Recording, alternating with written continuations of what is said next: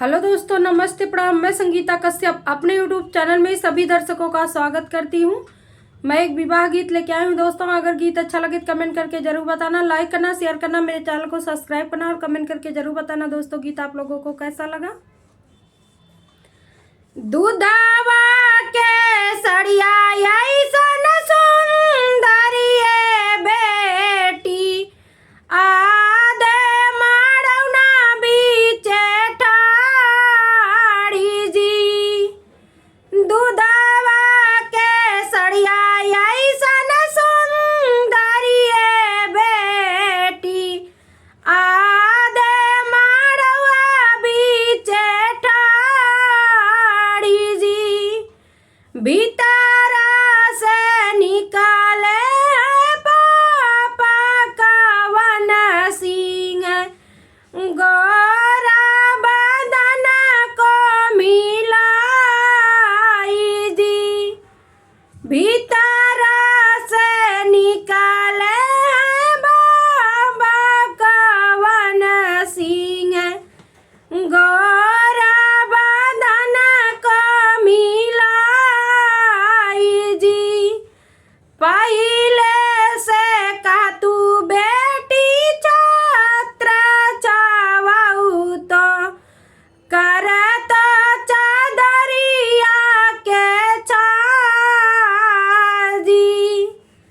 पहिले से का तू बेटी छात्र चावाऊ तो करत चादरिया के छावजी। काहे के मोरे बाबा छात्र चावाया कराऊ चादरिया के छावजी।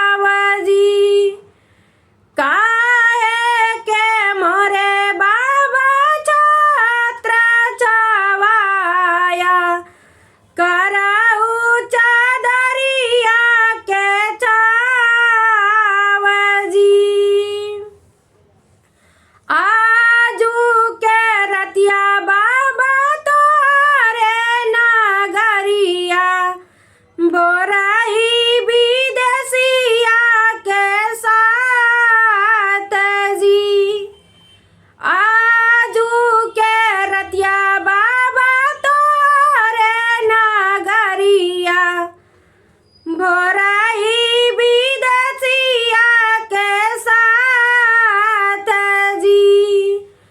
करी करी दादिया खियाऊ मोरी बेटी दूधावा पियाऊ साड़िया रे जी। खोरी खोरी दहिया खियाऊ मोरी बेटी दूधावा पियाऊ साड़िया रे जी। एकाऊ नाने किया ना मानियू मोरी बेटी चललू विदेशिया के साथ जी। एकाऊ नाने किया मोरी मानियू मोरी बेटी चललू विदेशिया के साथ जी।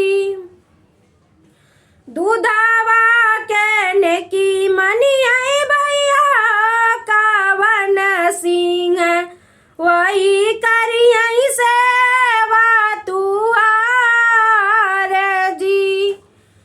दूधा